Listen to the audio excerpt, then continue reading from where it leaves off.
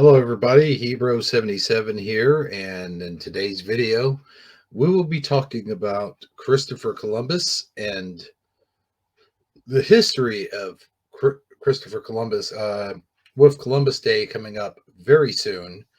Um, I believe it is next Monday is when it's coming up, and there are a lot of uh, there's a lot of information out there, and there's a lot of misinformation out there, and I want to be very clear that a lot of this will be opinion. A lot of it will be sort of it'll be based off of opinion, and it'll be based off of stuff that I have either binged or Googled, and a lot of that, as you know, can be objective because or can't be objective because uh, who knows where the sources come from. But I'm sure some of it does. It has to come from somewhere. Otherwise, where did they get the information? Now, a lot of this stuff that took place happened to me the other day when I posted a Facebook post, and basically what I did is, and let me back up a minute and say that I've always had this belief um, that Christopher Columbus was not as evil as what people were making him out to be. And now we have to back up, because before we can go into the evilness and the genocide and the Native Americans and all of that, before we get into all of that, let's go back to original history. Okay. Really quick, let me take a sip of my coffee.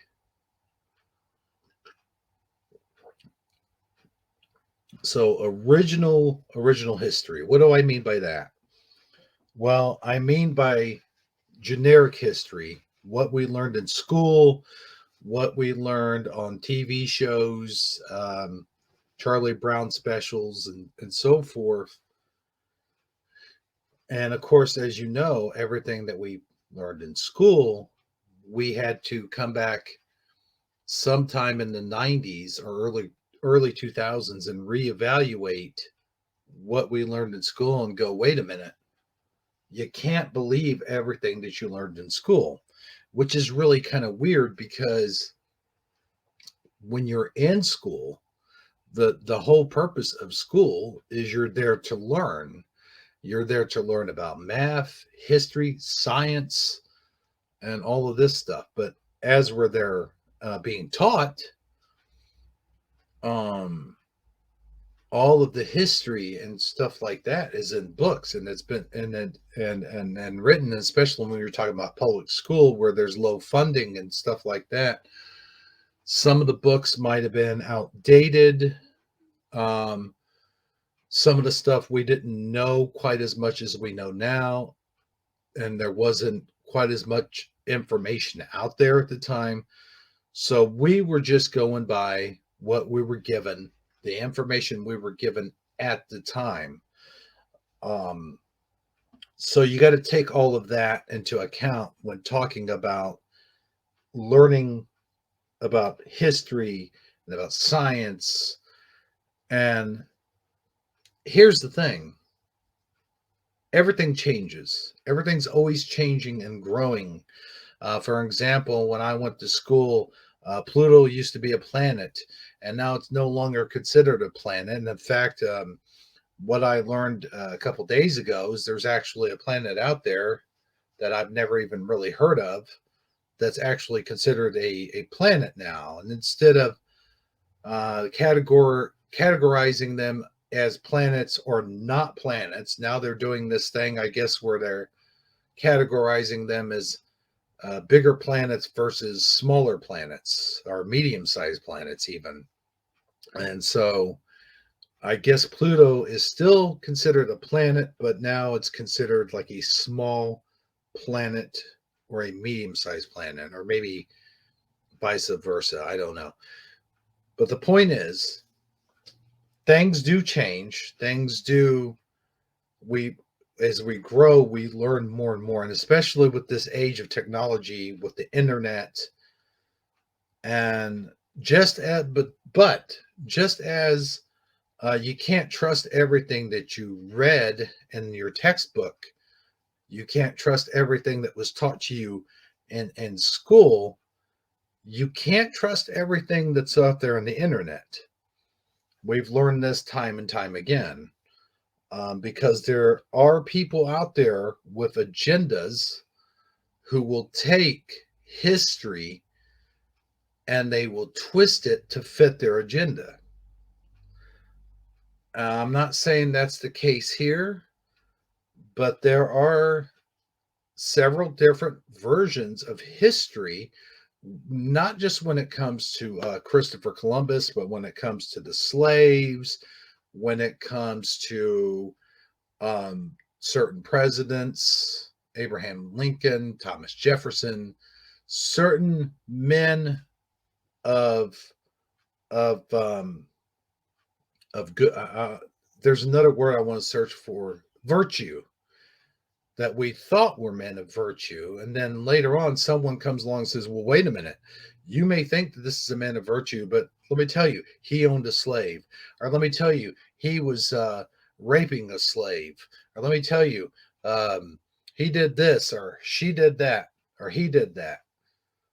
And some of the stories turn out to be true, some of them not so much. But my point is that history can and has been changed. We've seen this time and time again. Even something to bare and simple as the story of Christopher Columbus. But now let me get back to the story of Christopher Columbus, since that is the main topic of discussion for today. Let's just focus on that. Okay, so the original story that we were taught when we were children, right, is that Christopher Columbus sailed the ocean blue in 1492 in search of a route to the Indies, Indies, to India. That's been so scrambled now and changed and twisted also, that its history has also changed. Because when I was in school, I remember being taught that he went to the Queen of Spain, and the Queen of Spain granted him the money, or the funding, if you will, to send out 3 ships. And we all know the name of the ships: the Nina, the Pina, and the Santa Maria, right? Okay, most of those rhyme. So that's how we remember the ships. And we remember the song in 1492, Christopher Columbus sailed the ocean blue, right? That's how you remember it. But so there were 3 different stories that I was told in school that I remember, and how I remembered it, that seemed to be either changed in today's timeline or sort of different than how I remember being taught. Uh, there were 3 things. There was several things going on there. Number one, uh, that I was always taught, and that people say, no, that where'd you get that from? Is that he wanted to prove that the world wasn't flat. He wanted to prove the world was round. Number 2, they wanted to get spices and other commodities over from the Indies to Spain, and they needed a shipment route, a safe route to go there. And there was a lot of sailors that were afraid to take the current route to a certain distance, because they were afraid they were going to fall off the earth, because back then uh, everyone, not just nut jobs, thought that the earth was flat. I'm going to take a sip of coffee. So also in our school history timeline, Christopher Columbus um, was an explorer and was charting maps. It was a map charter. Christopher Columbus was Italian, and so in the original history and school history, the stuff that was taught to us in school, he took the three ships, the Penta, the Nina, and the Santa Maria around the world and discovered a new land, or so he thought. And in that history, that was what turned out to be America, or the Americans, which would be North America. But as it turns out, that history itself, and even at that time, had got it wrong. We even heard about that when we were still in school, that wasn't 100% accurate. So, with that being said, even that timeline, that second history, was already starting to come into existence. And now, and in my timeline, about 30 years later, or 20 or 30 years later, or let's just say as we grew up as adults, we learned about a new and completely different twisted history. So now we're going to talk about the second history, or what a lot of people call the truth about Christopher Columbus. And we'll go into that now. Is what is being told is that he did not set out to prove anything, that he did it all for money, fame, and glory, that he was set out to find a new route to the Indies, and this is true. And what he discovered, I if I'm getting my history, my recorrected history right here, was India, or Asia. I'm sorry, Asia. And boy, that cigarette went out. It was part of Asia, and or at least that's where he sought out to discover. And Native Americans were there. And in this timeline, in this new discovered history, which I'm not, where did we get that? Where did those texts come from?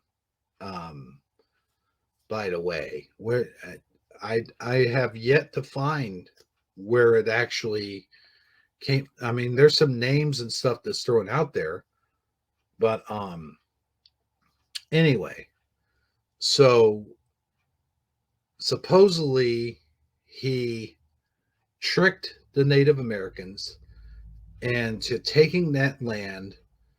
He bargained with them aggressively.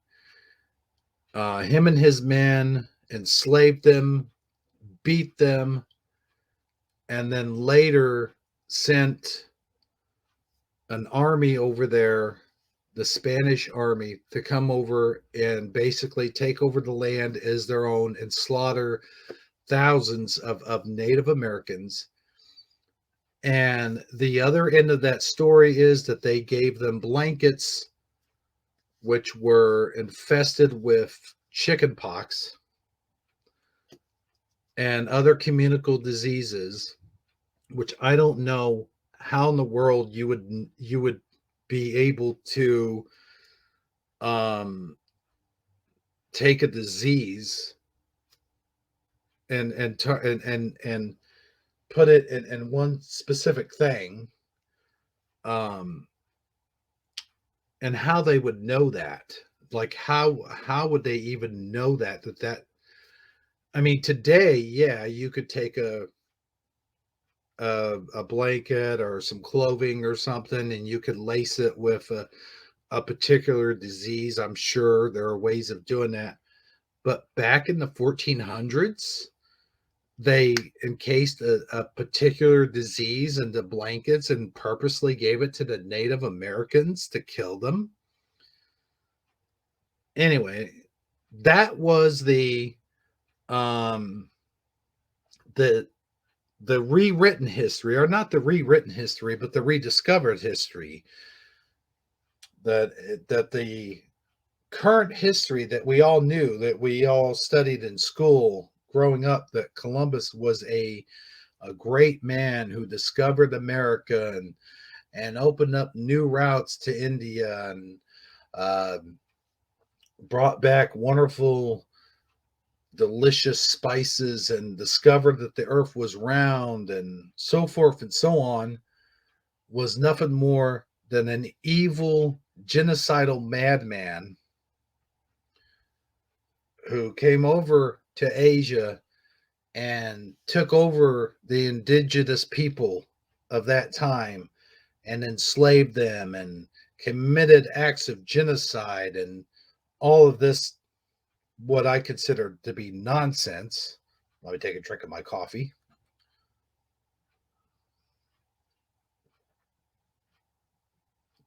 But I will say this: for years, I had this belief in my head because, number one, if we are taught not to trust anything that we read, if we're taught to question everything, if we're taught to question the stuff that we learned in school, and certainly a really good example of that would be George Washington cutting down the cherry tree and saying, I cannot tell a lie.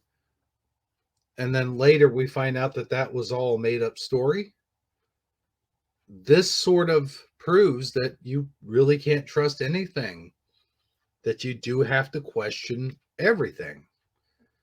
That is a really good example of that. And so we did, and we questioned it. We questioned the original history, and we came up with this alternate history. And for years, I was a believer of this history until I heard other stuff. So now we're going to get into a third version of this history. And um, the third version of this history does show Christopher Columbus as a good, morally sound man, a man of the people, a man who had all good intentions in mind, a man who came over and found a new route to India. India. Yeah, India, I think, right? He he probably didn't discover America, and he probably did do it for money. Okay, you got to get paid. Um, but he also did it for other reasons.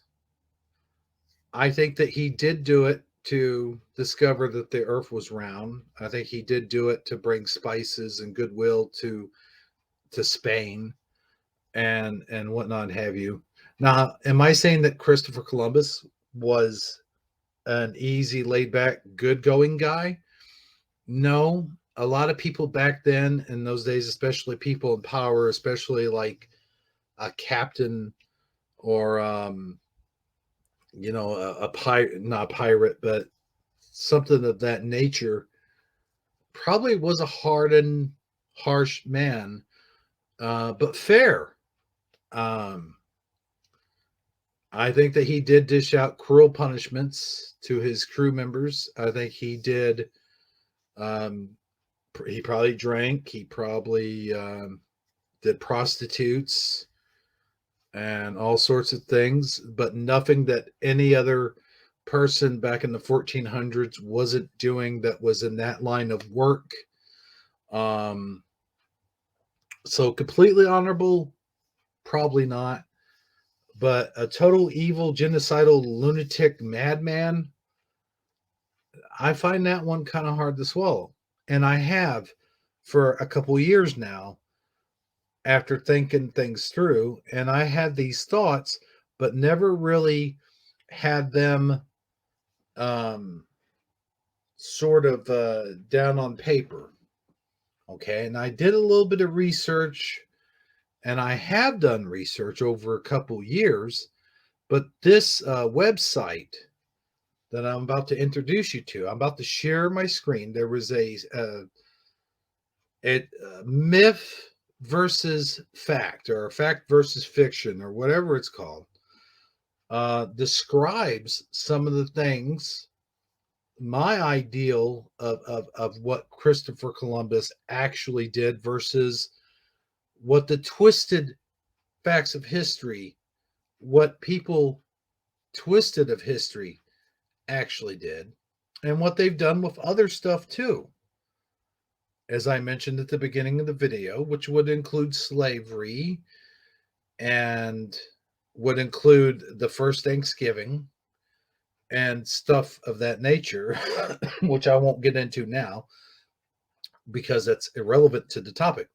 So I posted something on Facebook last night, and boy, it got a bunch of negative responses. Now, I did say on the Facebook post that this does not come from me. It comes from this website. It is my opinion that this website, what it's saying on it, is more closer to the truth than what people have perversed. When they perversed the history of Christopher Columbus. And when I shared that, I did receive a lot of hate. Well, it wasn't really hate so much as really harsh opinions. Let's put it that way. Now, I did not respond to any of these opinions. I did not respond to any of the um, stuff or whatever, but I had a friend of mine actually give me one of his harsh opinions, and I did respond to his respectively and graciously. I told him I respect your opinion and so forth and so on. I left him this long letter. I'm not going to share the Facebook post on here, but I will share what I actually posted, which basically all I did was copy and paste right off of this site. However, there is a lot more um, going on than what I pasted on Facebook.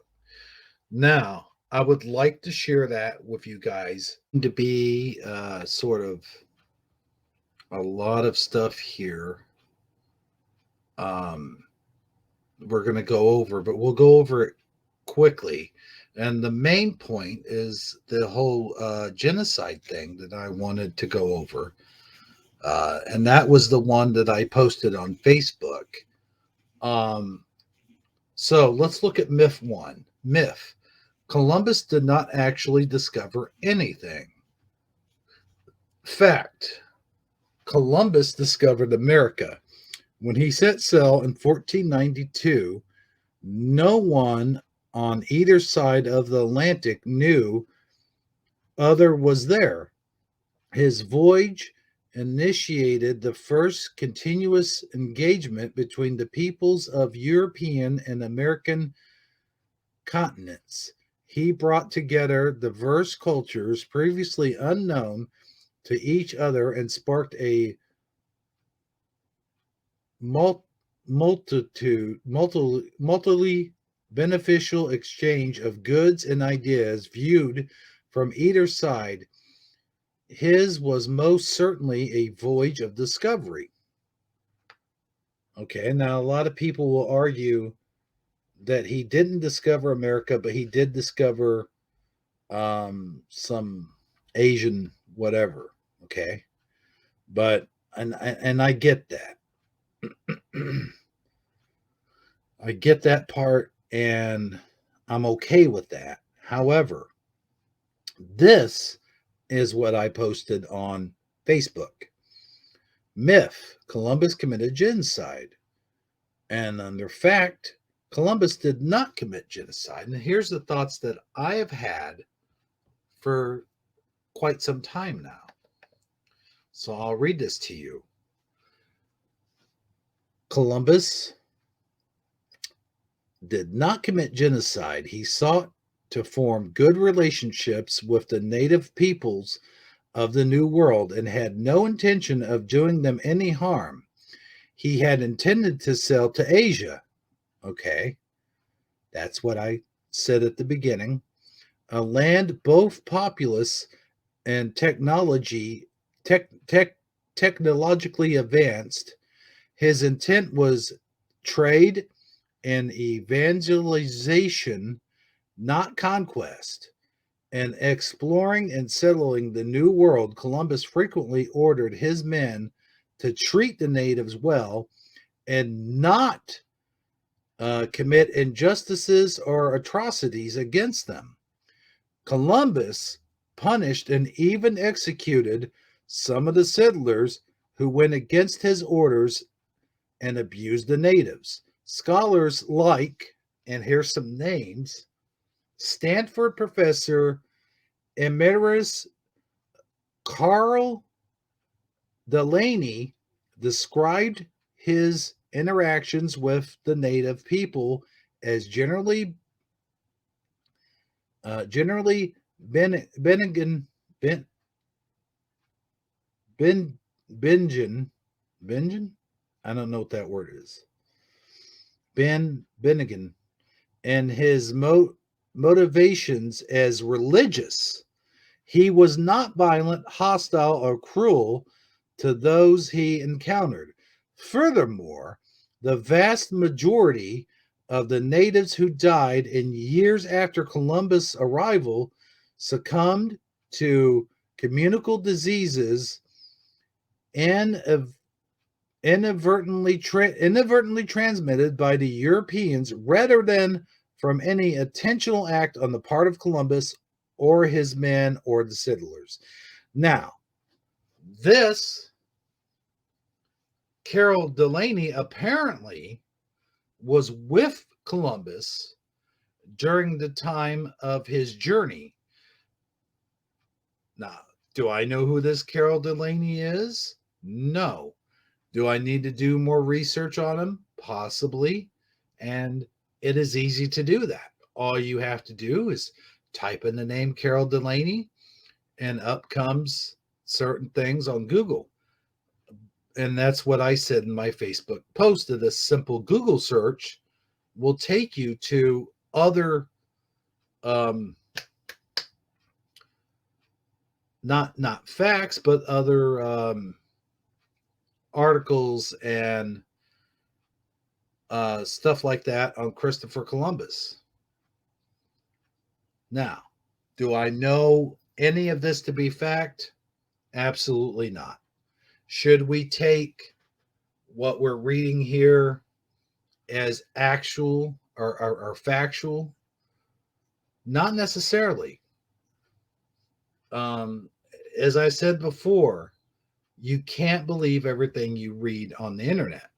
However, I will say that I believe this to be closer to the truth than what most people are saying. And where did they get their facts from, by the way?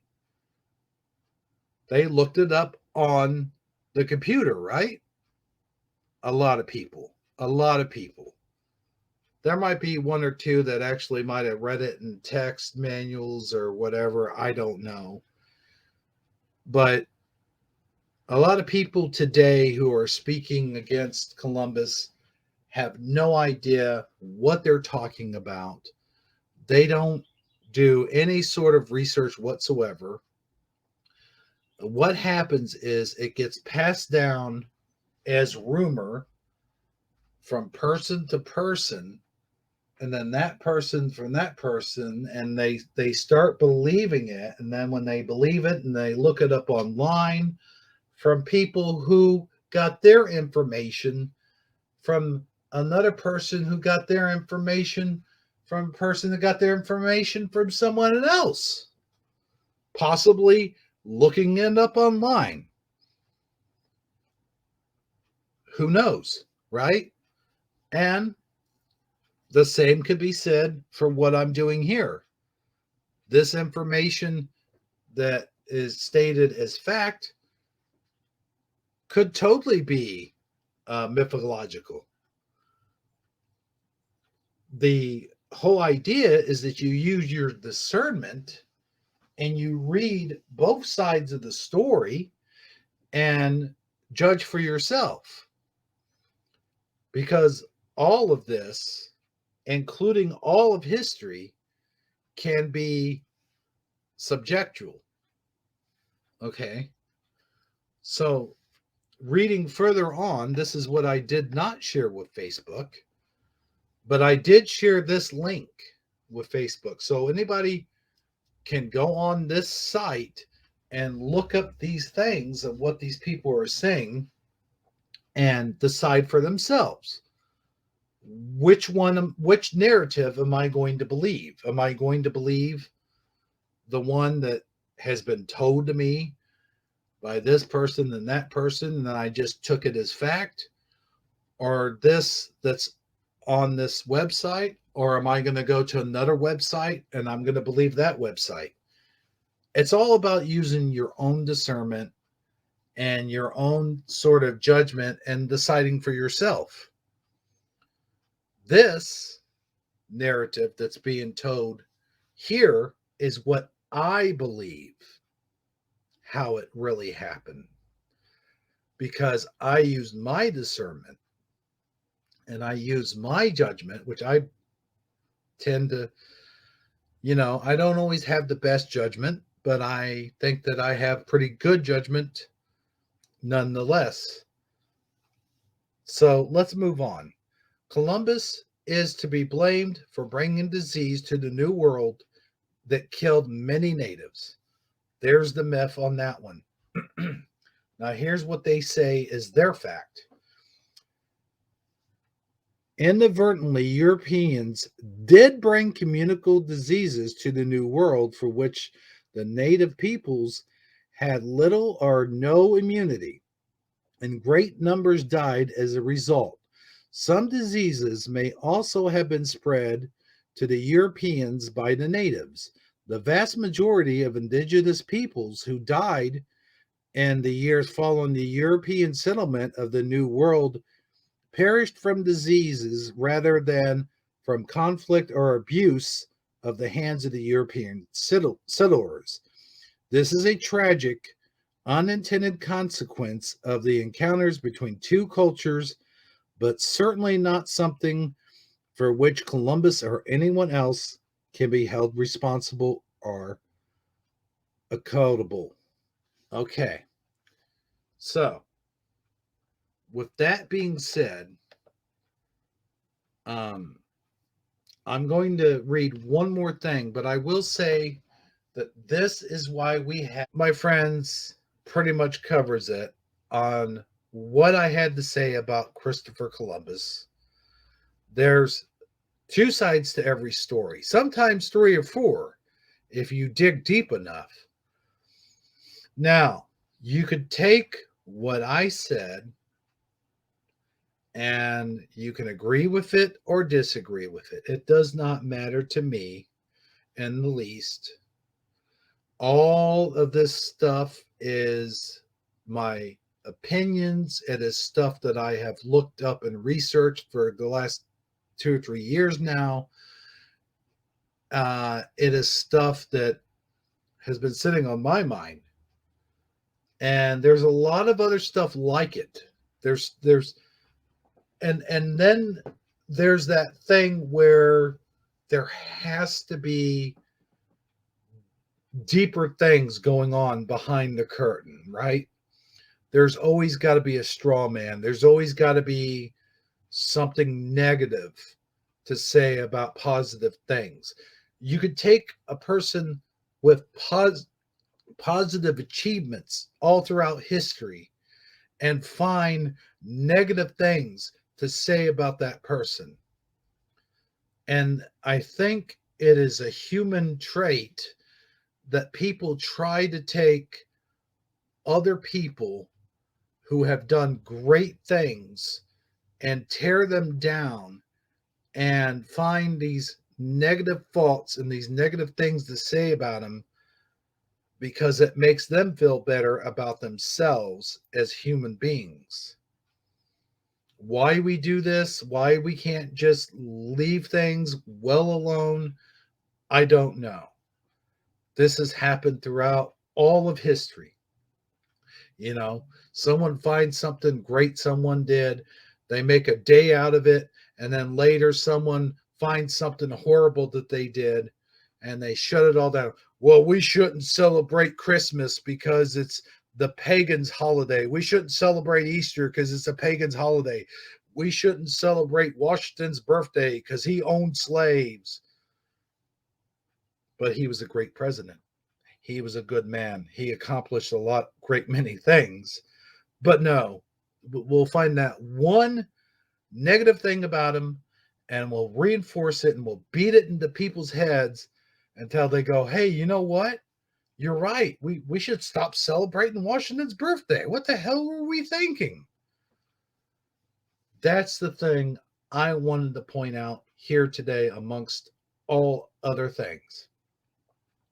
Even if you don't like Christopher Columbus and you may think he might have done some atrocities throughout history, certainly he went in with all good intentions, in my opinion, and did some really great things. There's a lot of people out there that you could find dirty, dark history on them. We all have skeletons in our closets. There's no doubt about that. But certainly to take great achievements, great people like Thomas Edison, for an example, who I disagree with. I don't like the guy. I think he was all in it for the money. But do I still celebrate all the inventions that he did? Yes. I don't think we should have an entire day for him. But if there is a day that was dedicated to someone's achievements at the time that they did it, then we shouldn't just take all that away from them just because they may have a few things that we disagree with. Now, if it turns out that Christopher Columbus committed all those atrocities and whatever, there's a lot. I mean, anyway, then I would say, oops, you know, oh well, the day's here. Just take a day off of work and be happy about it. It's a paid holiday anyway. Why are you trying to take it away from people that need a day off at work? Just let it be what it is. And, you know, that's really all I have to say. That and yeah, hey, happy Columbus Day, everybody. What the hell, right? So, if anything, take everything that I said today in this video with a grain of salt. Take it with discernment and decide whether or not, if I'm the one, you know, telling the truth, am I telling a myth? Don't believe anything that I say. Don't believe anything that anyone says. Judge for yourself. Do your own research and discover. Always discover. Always question. And until next time, this is Hebrew77 saying, knowing isn't just half the battle, it's the whole damn war. We'll see you next time.